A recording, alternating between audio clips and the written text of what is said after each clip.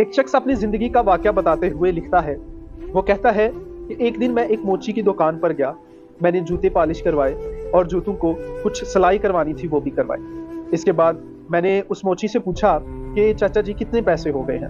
تو اس شخص نے جواب دیا کہ بیٹا 50 کے جوتے پالش کیے ہیں اور 50 کی جو آپ کی سلائی ہونے والی تھی وہ کر دی ہے، تو کل ملا کے 100 روپیہ ہو گیا ہے۔ تو وہ شخص لکھتا ہے کہ میں نے بائک پر بیٹھے ہوئے 50 کے 2 نوٹ اس کی طرف لہرا دیے۔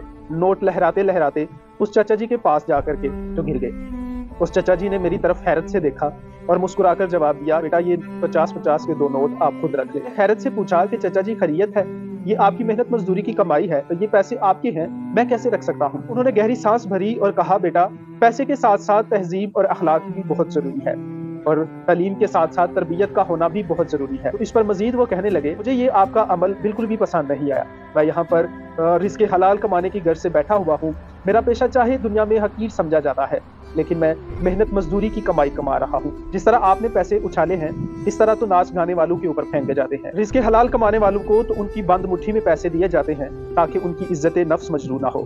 آپ کے اس عمل سے میری عزت نفس مجروح ہوئی ہے، چاہے آپ کے پاس جتنا مرضی پیسہ ہو، آپ میری عزت نفس مجروح نہیں کر سکتے، اس لیے میں یہ چاہوں گا کہ یہ پیسے آپ رکھ لیں۔ وہ شخص لکھتا ہے کہ مجھے اپنے اس عمل پر بہت ندامت محسوس ہوئی، میں نے بائک سے اتر کر ان پیسوں کو پکڑا اور میں نے بابا جی کے ہاتھ میں دیے۔ اس عمل پر اس چچا جی سے معذرت بھی کر لی، انہوں نے مجھے معاف کر دیا۔ یہ مختصر سی کہانی سنانے کا مطلب اور مقصد صرف اتنا سا تھا کہ کوئی بھی کام چھوٹا یا بڑا نہیں ہوتا، بشرط یہ کہ آپ اس سے رزق حلال کماتے ہوں، کیونکہ رسول کریم صلی اللہ علیہ وسلم کا بھی فرمان ہے کہ رزق حلال کمانے والا اللہ کا دوست ہے۔